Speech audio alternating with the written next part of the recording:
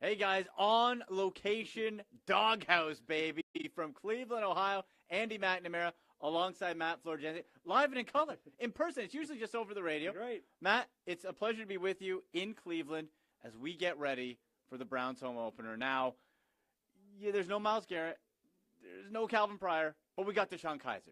Right. There's always hope. Hope springs eternal in Cleveland, and everybody's 0-0, so it's time to get down to business, and it's time to see what most of this year's Browns will look like in a real game setting. We are tied for first. And the AFC, hey, preseason champs too. Preseason champs. Listen, if the Patriots can lose, anything's possible. Right. Well, hey, that's why they play the games, not on paper. Yes. So, hey, look, the Browns don't have the greatest track record in the home openers. They're 0 for the last 12. They haven't won since 2004. So they're due. But darn it, hope springs eternal. We're here for another season of Browns football, and we're looking forward to the Deshaun Kaiser era getting started with a victory. And I tell you what, Deshaun's already endeared himself somewhat to the Cleveland faithful. Here's how you really endear yourself. You go out and you beat that team from across the border that likes to wear black and yellow and wave little towels. I'm glad you said yellow. It ain't gold, baby. It ain't gold. That ain't gold. That's yellow. And if Wiz Khalifa calls it black and yellow, I'm going to go with Wiz Khalifa on that one. He grew up in Pittsburgh. See? He knows all about it. Black and gold. Okay, you can make the case for it if you want, if you're from that side of the border. But on this side of the border, we call that yellow. All I know is the color. It's the color of mustard. Mustard means yellow. Anyway, okay. Unless you're from Cleveland and then it's brown stadium mustard. Right. Yeah. Then you got to be careful. Then it's a different color. Then you start talking about that. You're starting to make some enemies. That's if you true. say there's no such thing as yellow, mustard has to be yellow. That's true. That's true. And, hey, guys, we are brought to you by Cleveland Whiskey. Our good friends there on Facebook at Cleveland Whiskey, Twitter at Cleve Whiskey. Now, I was supposed to go down, Matt, and have a Cleveland Whiskey Distillery tour today. I was so excited. I've been excited for weeks about that. We were saving it for the show. Months. I was going to save it as a surprise. We're going to do some live Twitter feeds and Instagram. The plane out of Toronto delayed 3 hours, baby. 3. So instead, I couldn't go. But you're here now. Yes. You're in Seatown. Yeah. You're enjoying some good company. I'm home. Yes, you are. Welcome back. I'm home. We're good. We're glad to have you. We always like seeing our adopted family come down from Canada. We'll be making a trip up there, my wife and I, later this year. So we'll get to come home in a sense and come over to the McNamara's crib to watch the Browns-Lions game. Looking forward to it. Definitely have to do another Facebook Live then. Yes, absolutely. And hopefully the Browns have a nice record at that point. So, Matt, okay, let's get down to the game.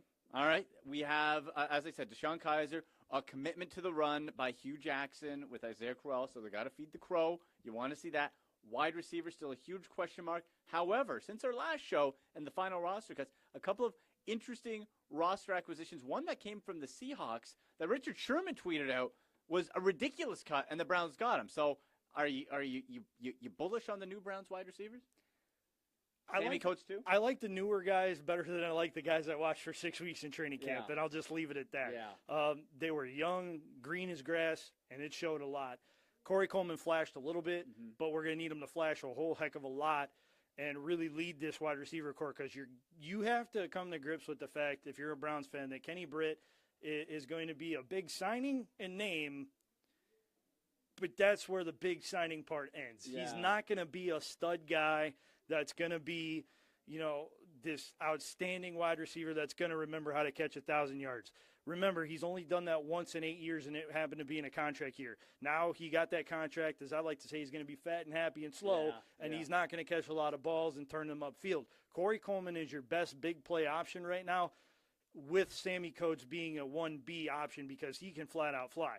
So with that kind of speed, and then Kason Williams, his 6'1", 219-pound frame, able to go get the ball in traffic. I like that. That's a good thing, and that's going to help out guys like Seth DeValve, like Randall Telfer, and quite frankly, even Duke Johnson out of the slot too. Sure. And for Sammy Coates, people say he had the drops, right? And we'll have to see if that remains when his fingers are healthy. 2 broken fingers last year. He had some with like webbing in between, then the other one. That's going to be tough to catch a ball, Matt. Hey, when you're catching a fastball from Ben Roethlisberger, that's going to hurt like you know what. Yeah, right. So Sammy Coates with some speed. I like those additions, but you look at that secondary. We'll get to the front seven in a second for the Browns, which is an obvious strength. But the secondary, you lose Joe Haden. Can he play or not? Steelers thought he could play, and they're pretty good. Yeah. Calvin Pryor, Now, the Jets let go of him, or the trade with the DeMario Davis. Was he going to be a contributor? It was still depth. Now you are razor thin in the secondary. Really, if one guy goes down, you're hosed. I felt that way before they let go of Joe Hayden. I really feel that way now because Jason McCourty's north of 30, and cornerbacks are like running backs when they're north of 30. Things tend to happen a little bit in terms of muscle pulls, broken bones potentially, dislocations, and the worst of the worst. That stuff starts to become cumulative, probably like triple what it would be if he was 22, 23 years old. Then you look on the other side, Jamar Taylor, he's going to be tested clearly because we're facing a lot of teams that like to go three wide. I'm confident that he can play ball and play well. What I'm worried most about is the safety's ability to cover the tight ends. We're small at safety. Right. We're thin at safety. Ed Reynolds is gone. He was on the injury designation. Ibrahim Campbell got knocked out on the second play of the preseason, and really nobody's heard of him since. Kindred will start at one safety, and then you've got Jabril Peppers. Who we like. I keep trying so hard not to call him Julius, and I have done that. I've done that so far. We like Julius too, by the way. Yeah. But Jabril, he's a Swiss Army knife of this team. He's like Josh Cribbs, and happen to have number 16's jersey behind me as well. He's one of those guys that can do a little bit of everything. But I think he can master a trade if you give him one. And I think he has to learn how to cover a tight end and not just deliver the big blow. Look, crunching safeties are awesome. We love seeing the big hits. Maybe not as much as we used to because we know more now about concussions and injuries and stuff. But we still like seeing guys that go out there and aren't afraid to stick the nose in the box. And Jabril certainly fills that bill. He has to be able to cover the tight end, and so does Derek Kindred. Otherwise, it's a moot point what your front seven and the rest of your secondary do. Because if your front seven gets home, or at least neutralizes the running game, you still have the outside receivers covered, but you can't cover a seam. You're going to be in trouble. You're going to get exploited. A lot of good tight ends in this conference, a lot of good tight ends in this division. And I wonder what Jabril Peppers' role is going to be with Le'Veon Bell, right? Now, he's come up in the box, right? We know he can come up in the box, too. So the front seven is also going to have a big part to play in the running game because if they're able to slow down Antonio Brown, Bryant, you still have Le'Veon Bell back there. So for the front seven, you're without Myles Garrett, which is I'm down here for the home opener. Guys, I'm so disappointed. I want to see Myles Garrett tackle and sack Ben Roethlisberger. I'm not going to get that. Matt. So I'm a little disappointed, but there's still a lot of depth in that D-line. Without question, even though they let go of Desmond Bryant, Myles Garrett's on the shelf. Look, this team was built off of first-year guys on the front line last year. It started with Emmanuel Ogbah, and it started with Carl Nassib. Then you have Danny Shelton also in at the tackle spot. Those are three really good options, and you throw Jamie Meter in the mix at the 3-tech or Shelton at the 3 and really Meter more at the typical nose, you're going to have a really good defensive line. The problem is your rotation gets hurt. So those guys aren't going to be as fresh throughout as maybe you'd like them to be. They got 10 on the roster, but they'll try and figure out the good rotation because you can't keep all 10 on the active 46-man roster. Right. You're going to have to figure something out on game day.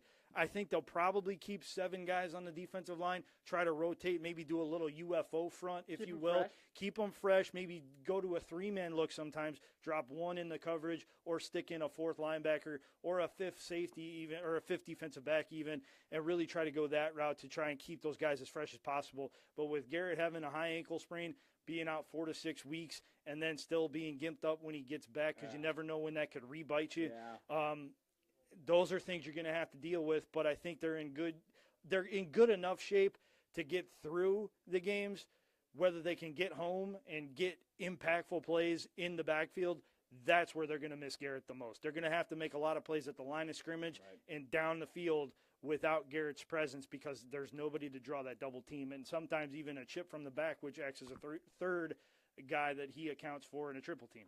Right, and so you're losing the obvious dynamic, and as you said, having to take attention away from other players to put on Myles Garrett. So, guys, and during the game, of course, you can enjoy some delicious Cleveland whiskey. Okay, ClevelandWhiskey.com, at Cleve Whiskey on Twitter. I'll let you know a little secret, Matt. I didn't know if you know this. One of the downtown Cleveland liquor stores we're at today, I picked up some Cleveland bourbon whiskey. You know what I saw on the shelf next to it? What's that? The Christmas bourbon. Oh, baby, it's here already. The Christmas, I don't know if it's everywhere. I haven't talked to Cleveland Whiskey, but I saw the Christmas bourbon, which, as you know, listening to the show last year, is phenomenal. So you can try that. You can try their underground blends, the hickory smoke, everything. They got the dark cherry. You go to clevelandwhiskey.com. You can have it at your local liquor stores. But if you're watching this, you're outside of downtown Cleveland, don't worry. You just go to clevelandwhiskey.com. They have distilleries near you. They can get you the product. It is a must-try. Matt, prediction time. I know. It's home opener. We're all even at 0-0. We don't have Myles Garrett. How is the game Sunday, which I will be at, going to end? I will be there as well. I'll be in the press box covering the game for WKYC. Andy, I want to be positive. 27-21 Steelers. Oh, well, it's close. I gave the Browns 21 points because I think DeShone Kizer can lead them down the field. Yeah. I just don't know that they're going to have enough to finish the job. Look, Brian Hoyer almost finished the job in a season opener a couple of years ago, so anything is possible, and he was down a ton at halftime. They absolutely looked not good at all. But here's what we know. Kizer can lead the Browns down the field. He did it 5 times in the preseason for scoring drives. Needs to finish with touchdowns, can't settle for field goals. Hopefully we see Zane Gonzalez kicking a lot of extra points, not some field goals. We don't want another Cody Parkey situation where the game's on the right foot of a kicker. No. Cody Parkey was his favorite. No. He has a Cody Parkey jersey in his man cave. Do you realize Cody Parkey signed with the Miami Dolphins? And nice for the Dolphins to give a job to a guy who gave them a win. That was a thank you last year. Yeah. I don't think I've ever, I've been a part of this podcast. I've been talking to you since before even my wedding. Actually, it was October of 2013, a month before I got married. And we were talking about Browns football. I have never seen you as passionate, positive or negative. I have never seen you as passionate as I have the day after the Miami game. I'm so mad. And you're still upset about that. So mad. You're still mad at Sashi Brown for not making that move. I'm still so furious. But I'm glad he's gone. And I'm also glad, Matt, before we sign off, Kevin Hogan, number 2 on the depth chart. Well to me, what that shows, though, Matt, is that maybe the front office isn't overly hung up on, all right, hey, we drafted these guys and they have to be put in high positions. It was recognized, rightfully so, Kevin Hogan is the best option, not just because he outperformed Cody Kessler in the preseason, but to me, Matt, because his skill set is so similar to that of DeShone Kizer. Whereas last year, all right, we went from Robert Griffin III to Josh McCown to Cody Kessler. And so you had 3 completely different offenses each time. Now, if something, God forbid, happens to DeShone Kizer, you have somebody with a similar type of skill set, so the offense doesn't have to completely learn something new. So I like that. That's huge. You can't understate that. And I think that's going to pay dividends for this Browns team sooner rather than later. Look, you have to have somebody in there that can fit a style that you can plug and play if somebody gets hurt. This offensive line completely rebuilt from last year, looks awesome on paper, has to stay healthy. A lot of penalties. And you can factor in that Joe Thomas wasn't there, but when he did play, he picked up a penalty too because he had been out of football action for 8 months. Right. So realistically, when you look at everything, Kizer is in great position to be successful if they can get good play out of the wide receivers. And if something were to happen and they have to slide in Kevin Hogan, they'll be okay. It's not like a complete 180 where in the middle of the game you're tearing up the play sheet, throwing it away, and just calling plays up in the dirt. Yeah. You don't have that option now with Kevin Hogan as your number 2. It's well-deserved. The young man earned his spot, and he's going to show what he can do if he has to get on the field. Like Hugh Jackson said, though, today, hopefully none of my backup quarterbacks play, and then we don't have to worry about it. That would be tremendous. Ideal, but it hasn't happened since, well, technically the closest you could get is 2007 because Derek Anderson came on in game 2 and then started the next 15. But you got to figure some things out. You've got to end the streak of playing 3 or more quarterbacks in a year. You have to end it this year. I know. And let's hope that they do. My prediction, Matt, official, 30-27. Browns off the foot of my new hero, Zane Gonzalez, with a 50-yarder to stick it to the Steelers, baby. And I'm going to be cheering. My voice is going to be hoarse. We're going to be down at Cleveland Browns Stadium. I love it. Final words, bud. So you're saying we're doing the Victory Monday on a Victory Tuesday? Yeah. I think that's safe. I'll be whispering with my voice because I'll be celebrating a Browns win. Okay, guys, remember, visit clevelandwhiskey.com. Try them out. Love it. I'm going to be having some later on tonight.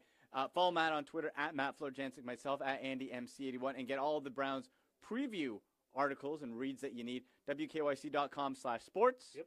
And Matt will post it all there, at Matt Florjancic. So, this is the first Facebook Live edition of the Dawg House. First of many. First of many. We'll be back. Brought to you by Cleveland Whiskey. Guys, enjoy the games. Let's have a lot of fun.